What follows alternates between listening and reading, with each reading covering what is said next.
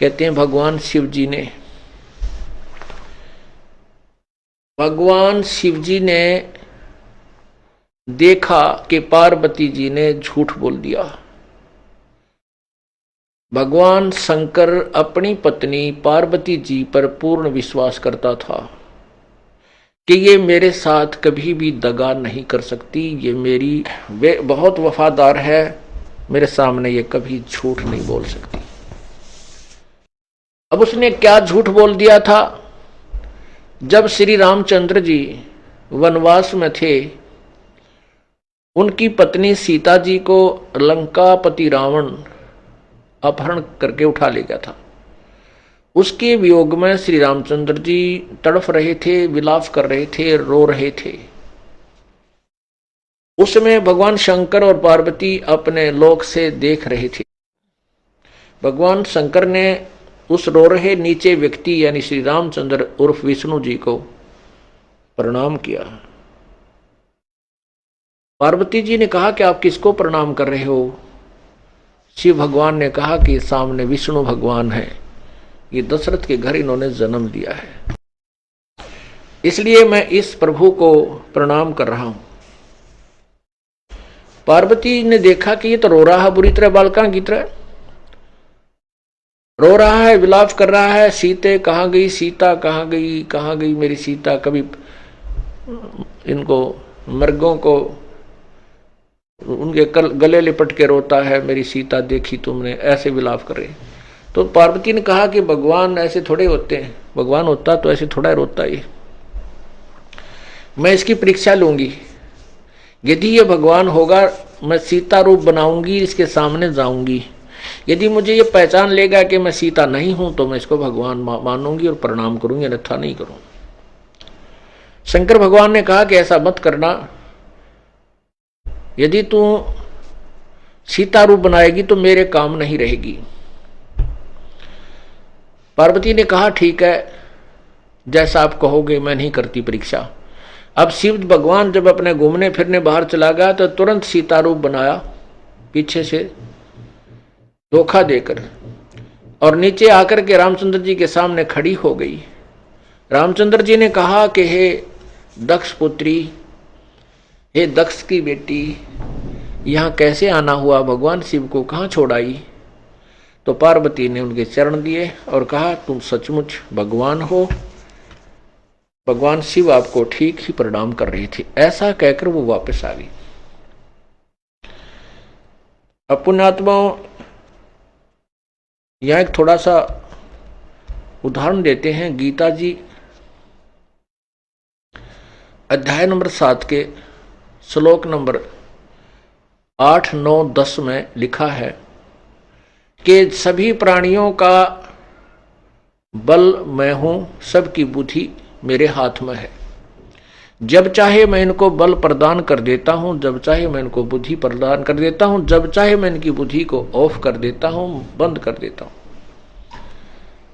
अब जैसे श्री रामचंद्र जी उर्फ विष्णु को स्वयं तो पता नहीं तेरी पत्नी कौन उठा ले गया, उस समय तो काल ने वो बुद्धि तो बंद ऑफ कर दी श्री रामचंद्र जी की अर्थात विष्णु जी की, और जब पार्वती सीता रूप बनाकर गई तो वो ऑन कर दी बुद्धि, उसको पहचानवा दिया।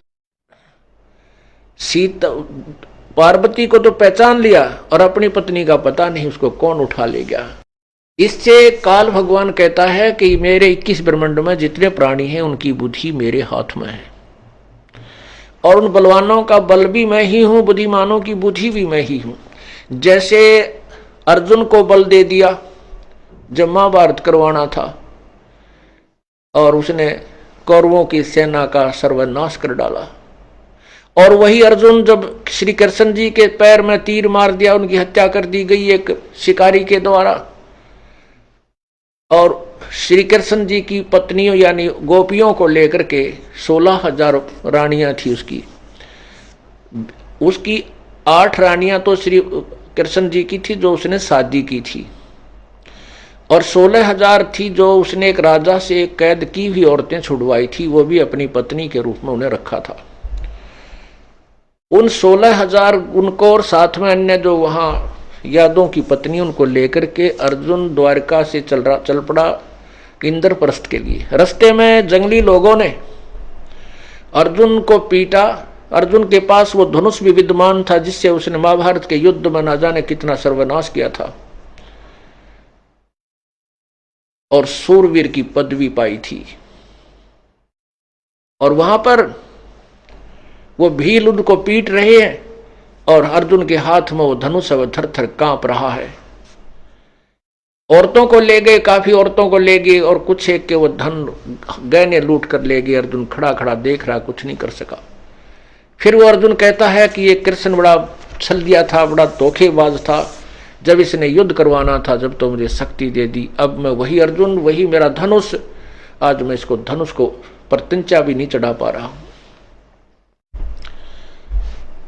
परमात्मा कहते हैं कबीर साहब कि ये श्री कृष्ण छलिया नहीं था, श्री कृष्ण कपटी नहीं था, ये तो काल भगवान का खेल है जिसको तुम्हारी बुद्धि नहीं समझ सकती। तो यहां क्या बताते हैं, तो उसके बाद जब श्री शंकर भगवान जी को पता चला कि पार्वती ने तो बात बिगाड़ दी, इसने तो वही कर दिया जिसको मैंने मना किया था, क्यों काल ने फिर उसकी बुद्धि खोल दी, शंकर जी की बुद्धि खोल दी, क्योंकि इसने तो लड़ाई कराने तो मतलब है किसी भी जीव को चैन तो नहीं रहने दे। आप घर में देख लो, कितनी शांति करने की चेष्टा कर लो, एक आधी बात ऐसी प्रेरित कर देगा कि पत्नी में, कि पति में, कि बेटे में, कि बेटी में, शाम तक है शांति पैदा करवाना इसका प्रथम कर्तव्य है कि ये भगवान की तरफ ना लग जा, सदमार्ग की तरफ ना चले, ये बकवादा में बड़ा रहे, रूसिया रहे कि तो लड़ाई कर ले, फिर मनमुटाव हो जाए, भक्ति ना कर सके। लेकिन परमात्मा जब साथ हो जाते हैं इसकी चाल नहीं चल पाती। तो कहने का भाव यह है कि पार्वती के उस कपट को अब शंकर जी में प्रेरणा कर दी कि इसने धोखा किया। तब उसकी देवदृष्टि खुल गई, कहने लगा आपने परीक्षा ली है, पार्वती नाटकी ना, मैंने कोई परीक्षा नहीं ली। और उधर से उसके मन में बैठ गई क्या झूठ बोल रही है, परीक्षा लेकर आई है। वो उससे कहा कि तूने परीक्षा ली है और सीता रूप धारण किया है, सीता लक्ष्मी का रूप है, लक्ष्मी मेरी बड़ी भाभी लालो माता के तुल्य है, मेरे मां के समान तू होगी है, अब मेरे काम की नहीं रही, तूने मेरी माता का रूप बनाया। उसके बाद उससे शारीरिक संबंध समाप्त कर दिया, बोल चाल बंद कर दी। पार्वती समझ गई कि ये पक्का अपने जो प्रतिज्ञा के बहुत दृढ़ है, अब ये तुझे स्वीकार पत्नी रूप में नहीं करेंगे।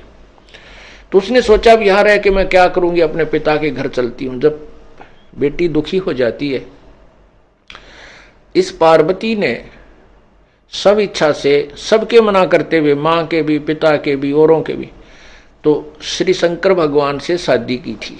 इससे माता पिता क्षुब्ध थे। अब जब देखा कि ये पति देव भी क्षुब्ध हो गया और कोई यहां पर मेरा है नहीं, तो घर चलती हूं, माता पिता बुरे नहीं होते, बेटा बेटी चाहे गलती कर भी दे, ऐसे दृष्टिकोण से। उधर क्या देखा कि भगवान वहां उनके पिता दक्ष जी एक यज्ञ कर रहे थे, एक यज्ञ कर रहे थे। उसमें सभी अन्य बेटियों के दामादों को, बेटियों को आमंत्रित किया हुआ था, ऋषि सभी आए हुए थे, भगवान ब्रह्मा और भगवान विष्णु भी आए थे। लेकिन भगवान शिव को न तो न्योता दिया, आमंत्रित भी नहीं किया, और न ही उसका कोई अलग से स्थान रखा कि उसका भाग रखा। जैसे कोई बेटी का दामाद नहीं आया हुआ था किसी कारणवश, तो उसका एक आसन लगा रखा था, और प्रतिदिन जो सबको दान दक्षिणा करते हैं उसका दान वहां रखा जाता था। ऐसे श्री शिव के भगवान के लिए नहीं किया हुआ था, यानी पार्वती के पति के लिए नहीं किया था। जब पार्वती वहां पहुंची तो सारे यज्ञ मंडल में घूम कर आई, तो उसने देखा कि ये तो यहां यज्ञ हो रहा है और हमें बुलाया नहीं पिता ने। वो अपनी मां के पास गई। मां ने कुशल अक्षेम पूछना चाहा तो क्रोध होकर के पार्वती ने कहा कि माता, तुमने अपने हमें बुलाया नहीं और न ही तुमने अपने दामाद का कहीं भाग रखा है। तो माता ने कहा, बेटी, आपने स्वेच्छा से शादी की थी, इसलिए तेरे पिताजी तुझसे अक्षुब्ध हैं, दुखी हैं, नाराज हैं, और मेरी ना तो तू मानती और ना तेरा पिता मानता। मुझे नहीं मालूम, तू अपने बाप तो पूछ ले इसके बारे में। वो दक्ष के पास गई। पिताजी, आपने हमें आमंत्रित नहीं किया, क्यों नहीं किया? और मेरे जो पति का आपने कहीं भी भाग नहीं रखा। तब दक्ष ने कहा कि आप बगैर बुलाए यहां क्यों आए? तुझे यहां नहीं आना चाहिए था, तुझे किसने बुलाया है? और ऐसे अनाड़ी को जिसके गले में नाग पड़े हो, शरीर से नंगा राख लपेटे फिरता हो, ऐसे जंगली व्यक्ति को बुलाकर मैंने अपना अपमान नहीं करवाना, आप जा सकती हैं। तो पार्वती ने सोचा कि ना तो वहां ठिकाना ना तेरा यहां ठिकाना।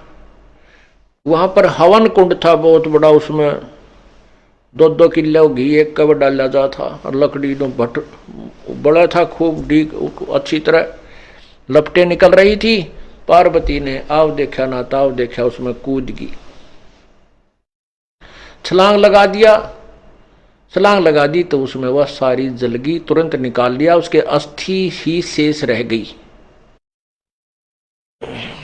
उधर से कहते हैं भगवान शंकर को पता चला तो वो आया, उसने राजा दक्ष अपना एक वीरभद्र भेजा, उसने राजा दक्ष की गर्दन काट दी। ये पुराण में कथा लिखी, शिव पुराण में, ज्यादा नहीं सुनाना चाहता, हम अपना जो आवश्यक प्रकरण है उसी पर विचार करते हैं। तो भगवान शिव ने देखा कि पार्वती जली पड़ी है, केवल अस्थि शेष रहती हैं, अध जला शरीर, उसको सीने से उठा लगा लिया और उठाकर चल पड़ा, पार्वती पार्वती करता हुआ। 10,000 वर्ष तक इसी वियोग में खाना न पीना, बुरा हाल, बाढ़ बढ़ गए बुरी तरह, और उसको सीने से लगाए फिर रहा है। पुण्यात्माओं, हम इन्हें भगवान मानते थे, ये ठीक है, हमसे परम है, हमसे श्रेष्ठ है, हमसे उच्च आत्माएं हैं, लेकिन ये भी जीव संज्ञा में है। अब जैसे एक भैंस का काटड़ू मर गया, बच्चा या बच्ची, कट्टा या कटिया, तो उसके मरने के बाद व्यापारी लोग क्या करते हैं, उसके शरीर में से उसके चाम को उतार के उसमें भूस भर देते हैं, और उसके पूछड़, छोटा सा पूछड़ होता, पूछड़ न्यूकायूं, पूछ व दूम न्यूकी न्यू रख लेते हैं, और उस भूस भरे हुए चाम को उस भैंस के सामने लटका देते हैं, और वो भैंस उसको अपना बच्चा जान के चाट चाट के और वो दूध देने लग जाती है। और उस बच्चे को उठा करके कोई चलता है तो पीछे पीछे भागी फिरती है, उसको अपना बच्चा मान के। वो चाम के उस एक मूर्ति बुत बना रखा होता है, चाम में भूस भर के, और उसको लटका के चल पड़ता है व्यापारी, और वो पशु व भैंस उसके पीछे पीछे भागती फिरती है, वो उसको अपना बच्चा मान रही है। तो यहां हमारे भगवान में और उस भैंस में कितना अंतर है, विचार कर लो। इसको मोह कहते हैं। ये भगवान विष्णु की शक्ति से, भगवान विष्णु के अंदर से निकल रही वो निर्गुण शक्ति, निराकार शक्ति जो प्रभावित कर रही है, इससे सभी प्राणी ऐसे प्रभावित हैं। इतना प्रबल मोह हो जाता है तो जीव के बस का नहीं। तो वहां से काल भगवान ने विष्णु में प्रेरणा की, तो विष्णु ने सुदर्शन चक्र छोड़ा, पार्वती के टुकड़े टुकड़े किए, उस दक्ष पुत्री के टुकड़े टुकड़े किए सती के। जहां पर नैन गिरे वहां नैना देवी, सिर गिरा वहां मनसा देवी, और धड़ गिरा वहां पर वैष्णो देवी। ये मंदिर बना डाले हमने बाद में। अब वो मनसा देवी के ऊपर आपने देखा कितने आदमी मर गए, वो केवल एक यादगार बनाई गई थी कि इन कथाओं को कोई जुठला ना दे जो पुराणों में लिखी है। इसलिए वहां एक यादगार बना की, एक मंदिर नुमा, एक गोल गुम्बज नुमा एक स्तूप बना दिए गए थे, यादगारें बनाई गई थी, केवल ये प्रमाणित रखने के लिए कि सचमुच घटना घटी थी, कोई इन हमारे पुराणों को झुठला ना दे। बाद में उनकी पूजाएं शुरू होगी, वहां से मनते मानने लगे, और अब वहां पर क्या क्या कहर टूट रहे हैं। ये भोली भाली जनता, ये भोले श्रद्धालु इन नकली झूठे कपटी गुरुओं ऋषियों के बातों में आकर के वहां कल्याण अर्थ जाते हैं और सर्वनाश करा लेते हैं। आपने पीछे पेपर में पढ़ा होगा, मनसा देवी में भगदड़ माच गई थी, 200 से 250 आदमी मर गए थे। एक वहां जोधपुर के अंदर नवरात्रों में वैष्णो देवी की पूजा चल रही थी, वहां 200 से 250 आदमी मर गए, आपस में भगदड़ माच के गए थे वो नवरात्रों की पूजा करने, और पूरा ही कल्याण कर दिया उसका उस नवरात्रों की पूजा ने। तो कहने का भाव यह है कि जब टुकड़े टुकड़े कर दिए विष्णु उस सुदर्शन चक्र ने, तब उस विष्णु भगवान शंकर की आंखें यानी मोह टूटा कि ये तो शरीर छूट चुका है। तो वहां उनको दफना करके फिर उसके मन में आता है, भगवान शंकर के मन में आया कि मैंने शादी की, मेरे अंदर वासना थी तो मैंने ब्याह कराया, और यदि ये कामदेव, ये वासना, ये रजोगुण मेरे अंदर जितना दबाव दे चुका, यदि मैं अपने इस कामदेव को समाप्त कर दूं तो ना रहेगा बांस ना बजेगी बांसुरी। अपने विकार इस कामदेव को समाप्त करने के लिए, वासना को नष्ट करने के लिए 88,000 वर्ष तक तप किया, और इसने मान लिया कि मैंने अपना मन जीत लिया, इंद्रियों पर काबू पा लिया, कामदेव को नष्ट कर दिया। कुछ दिनों के बाद ये मस्ती में रहने लगे। काल ने रिमोट से भगवान शंकर की बुद्धि में प्रेरणा की, क्योंकि ये काल नहीं चाहता कि सभी ब्रह्मचारी बनकर बैठ जाएंगे। जिस तरह शिव जी ने हट किया है, तो आने वालों के लिए भ्रम खंडन कर दूं, कहीं वो भी समाधि ला के हजारों वर्षों तक साधना करते रहें और संतान उत्पत्ति हो नहीं, और मैं 1 लाख जीव कहां से खाऊंगा। एक उदाहरण बना दिया कि तुम इतनी साधना नहीं कर सकते, कदे कोई ब्रह्मचारी बनकर बैठ जा, तुम्हारी फिर बाद में दुर्गति होगी। ये केवल परमात्मा कबीर साहब की शरण में आने के बाद फिर ये दाव नहीं लगता काल का, चाहे शादी कराओ या ना कराओ।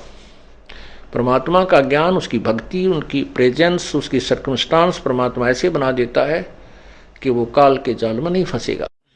और जब तक परमात्मा का हाथ नहीं, जो मनमुखी साधनाएं अपने हिसाब से जो साधनाएं करते हैं, वो प्राणी वो काल के जाल में ही रहते हैं।